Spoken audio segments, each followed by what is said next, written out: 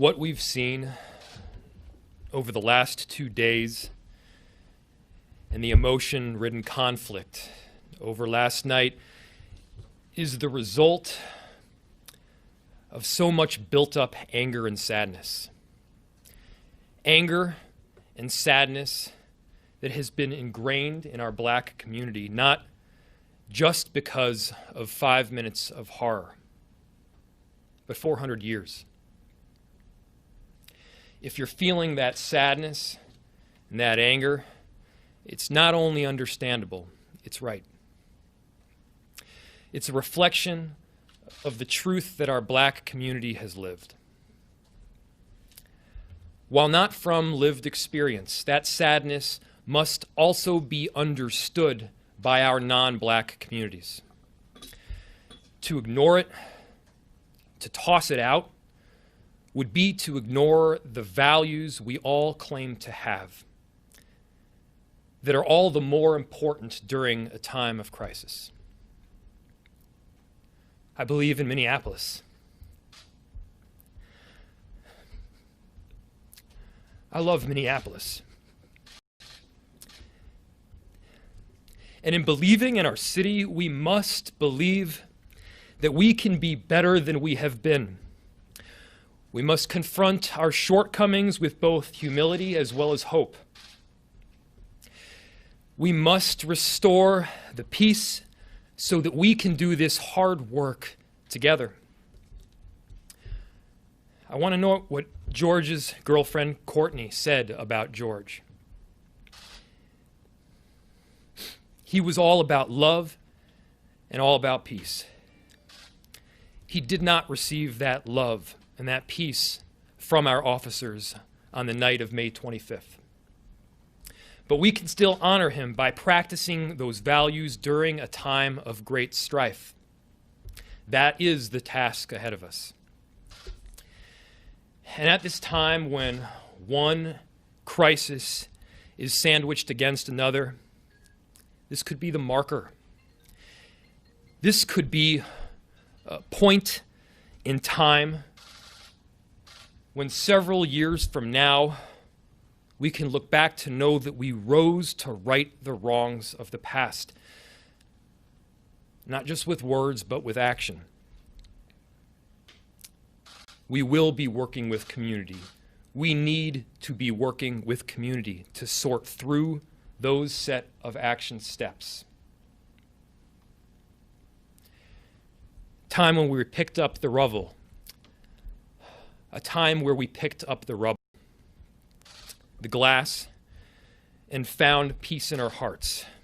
Not an ignorant peace, but an awakened one, where we can truly make change possible. And so in the coming days, we will have an all-out effort to restore peace and security in our city. I've authorized a unified command structure that allows our Chief Arradondo to utilize resources, personnel from other jurisdictions. We've requested assistance from the state, and we are thankful to the governor for the support, as well as from the State Patrol. This work is about protecting community. This work is about protecting infrastructure needed to get through this pandemic together. Our communities need these assets, especially during a pandemic. Our communities need grocery stores for food. We need banks for cash. We need pharmacies for needed medication. Let's hold these communities dear by doing right by them and by safeguarding them and these community assets that we know they need, especially during a pandemic. We need to offer radical love and compassion that we all have in us. I believe in this city, and I know that you do too.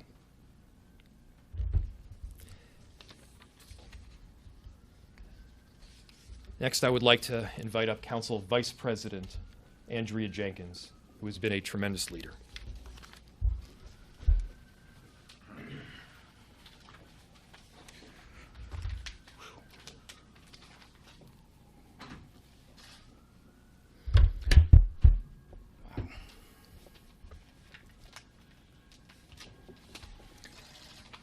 Amazing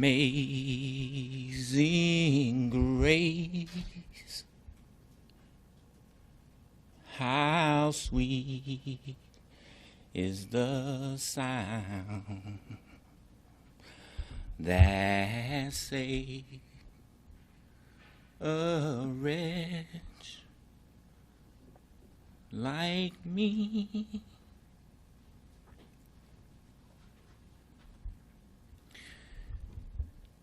I grew up in a religious family, in a religious home. I grew up in the church with Reverend Jeremiah Wright, and he talked about these injustices every Sunday. I want to offer some amazing grace to Bridget Floyd, to Philanice Floyd, to Tara Floyd, Rodney Floyd, to the entire Floyd family. My deepest condolences and sympathies are with you in this traumatic, tragic moment of grief. I also stand here to grieve with my community today, with all the black people all throughout this country, all throughout America, and right here in Minneapolis. We feel as if there was a knee on all of our collective necks. A knee that says black life does not matter to the institutions that dictate what happens in this culture and society. I am a part of this system to help to take that knee off of our necks. And that is the work that I will be doing. As we stand here grieving yet another loss of black life, a senseless, tragic loss of black life. I really don't have many words, but I know that something's got to change. And so I am asking my colleagues, the mayor, and anyone else who is concerned about the state of affairs in our community to declare a state of emergency, declaring racism as a public health issue. Until we name this virus, this disease that has infected America for the past 400 years, we will never, ever resolve this issue. To those who say bringing up racism is racist in and of itself, I say to you, if you don't call cancer what it is, you can never cure that disease. And so in an effort to try and cure this disease, I am stating exactly what everyone else has witnessed, and that is racism. Today is a sad day for Minneapolis. It's a sad day for America. It's a sad day for the world. I want to remind all of the people that are in the streets protesting, you have every absolute right to be angry, to be upset, to be mad, to express your anger. However, you have no right to perpetrate violence and harm on the very communities that you say that you are standing up for. We need peace and calm in our streets, and I am begging you for that calm.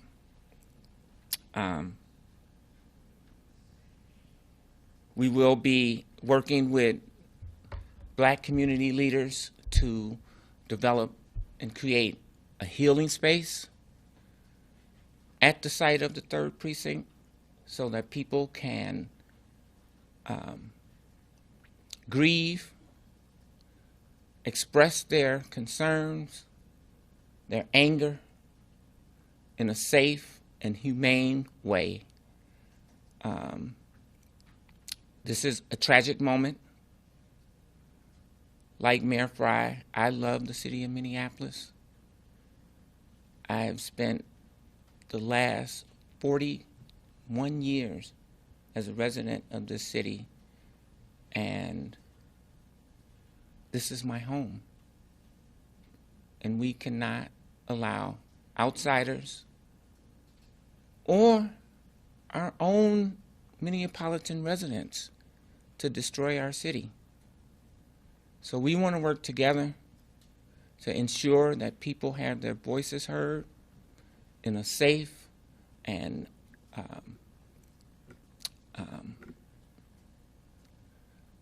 in a safe manner. And that's my commitment. In the words of Leroy Williams, who was a first-hand eyewitness to Mr. George Floyd's terrible demise. We got to make a change, bro. Thank you.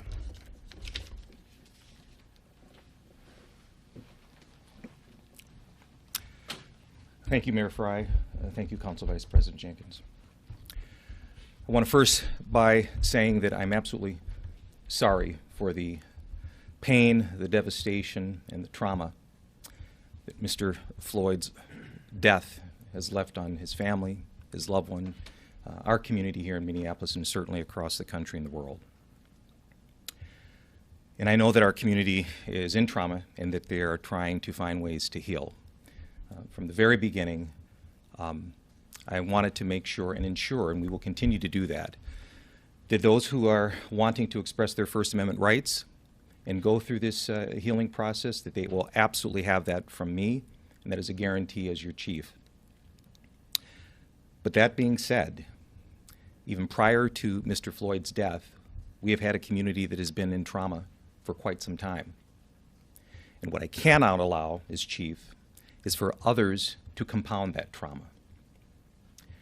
And so if individuals, as it occurred last night, are committing behavior and acts which are criminal, which are looting our businesses, as Council Vice President Jenkins had mentioned, are so vital to the health and vitality of our community. If they're looting those stores, if they're robbing people of essential needs and services for themselves, their families, and certainly in this pandemic, their loved ones, if they are setting buildings and structures on fire, which are harming the safety of our elderly and our youth, I cannot allow that as chief.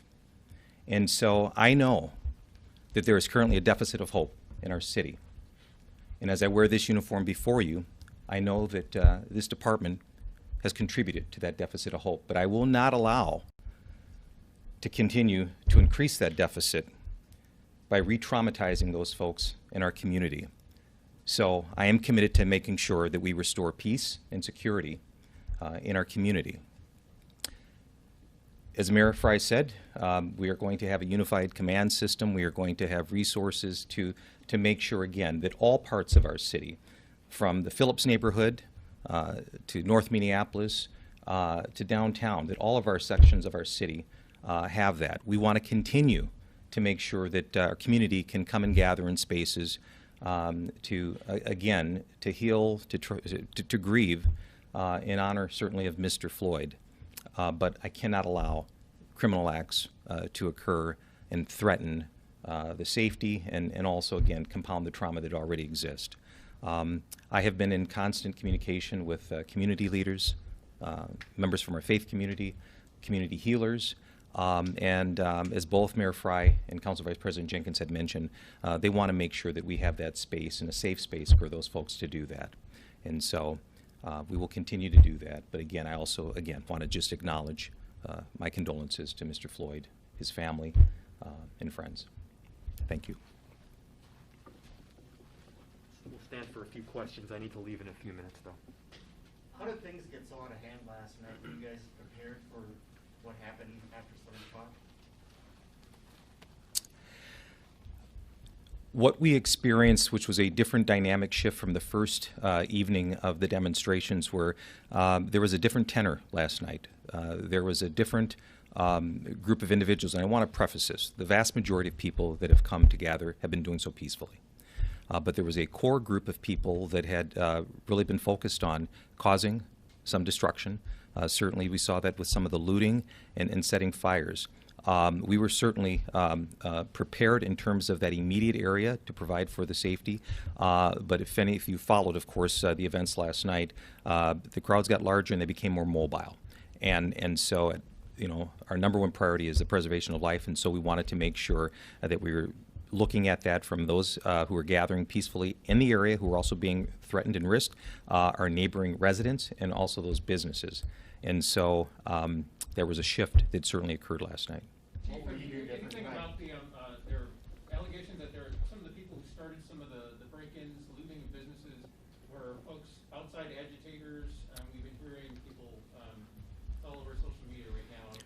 Any leads on that? We continue to follow that information, that intel. I'm keeping the mayor briefed on that as we speak. I will just say that it was clear to me, and also hearing from our local community leaders, that many of the people that were involved in the criminal conduct last night were not known Minneapolitans to them. And so, yes, there were certainly people who were involved in the activities last night that were certainly not recognized as being here from the city. Any police officers hurt from yesterday and the National Guard coming in, or any updates on that for tonight? So we did have some reports of injuries to some of our police officers. I'm happy to report that no significant injuries. There were some community members who were out there demonstrating who also suffered some minor injuries. And again, fortunately, no significant injuries that I am aware of. Mayor Frey, in terms of a National Guard request, Mayor Frey is the only person that can make that formal declaration. And as he mentioned, he has had conversations with Governor Walz. So. Well, one of the things that I'm very proud of, also being a born and raised here in the city, over the course of the last several days, I've been talking to many of friends, family, in our broader community who have said they want to make sure that even though we're experiencing trauma and pain and grief in our city, they don't want to exacerbate that. So they're going to be out there. You're going to start seeing more of our, again, community healers, faith leaders, our elders, and even our youth. And so I think you'll see a shift in that today. So I'm always hopeful, because it's the same community that has supported me throughout my career. Mayor, are you going to ask the governor's help with the National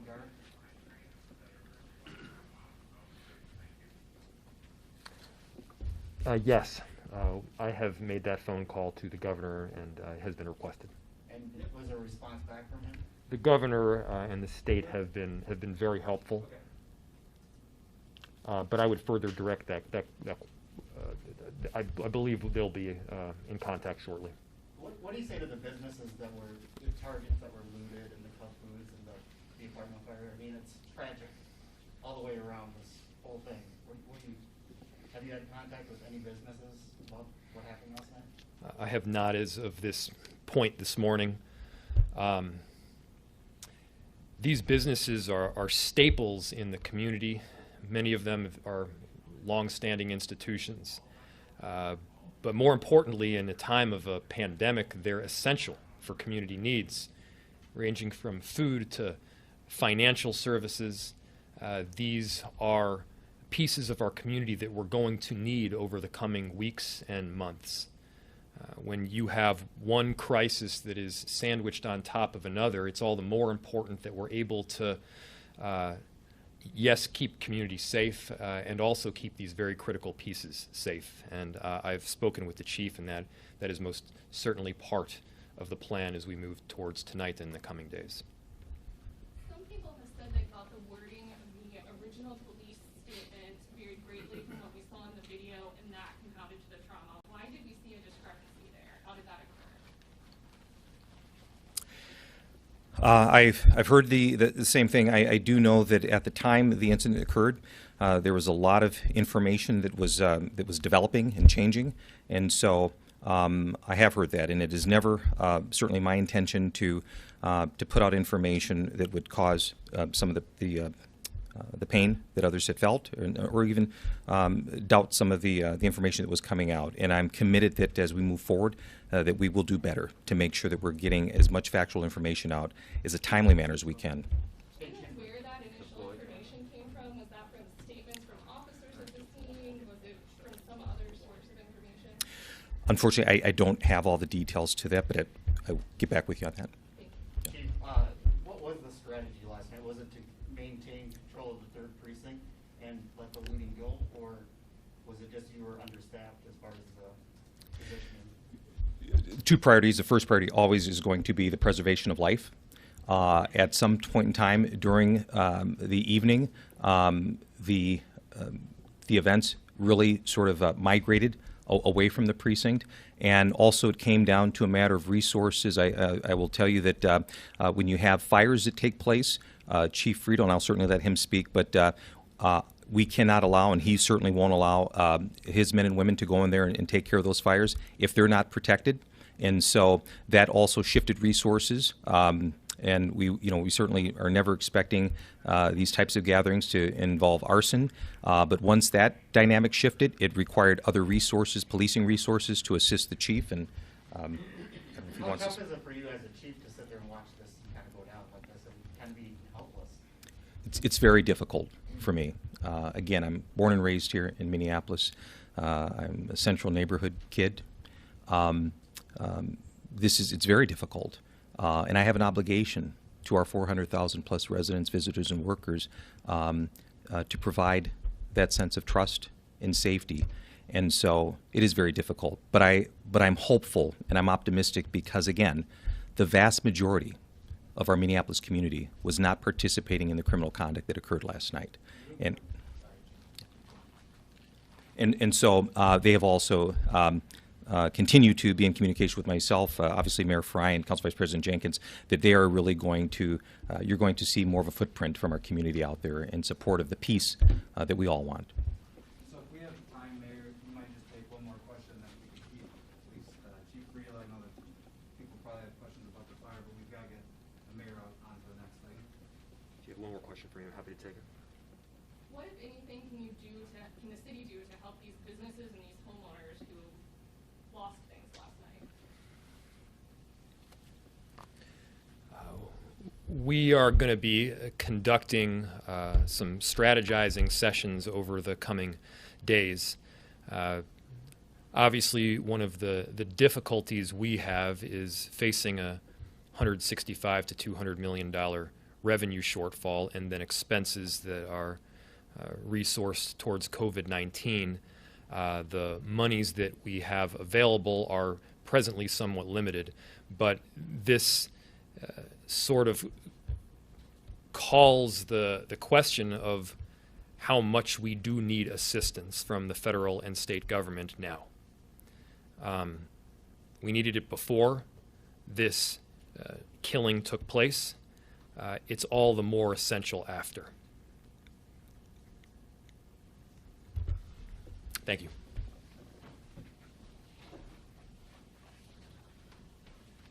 I think they said you guys could stay Yeah, on for some Chief additional- Friedel, could you answer a question or two? Sure. Chief Friedel, could you step to the microphone? Yes. Do you have a count on the number of fires, a total for us right now from last night? I just got some information this morning after we sort of wound down a little bit early this morning. I think we had 16 structure fires last night. We probably had a few additional runs related to fire, but not necessarily structures involved. And any injuries to firefighters last night? No, fortunately, we had no injuries to firefighters, and I had no reported injuries to any civilians. Can you provide more detail about this new command center or incident center, and what services are part of this that might not have been available last night? They're talking about an MPD incident command. Yeah, unified command structure. Yeah, now, what will happen is when we establish unified command structure is just bringing, when we start bringing additional resources to assist us, whether it be fire, police, whoever, when we bring additional resources, we unify a command structure. In other words, there's representation from all of those resources that come in. There is somebody from that resource who is part of that command team. That helps us be able to develop a much more effective plan to address the issues we're facing. And so, and it's a way that they become, intimately involved with establishing a plan to move forward. Great. Thanks, everyone. All right, thank you. Thank you. Thanks, folks.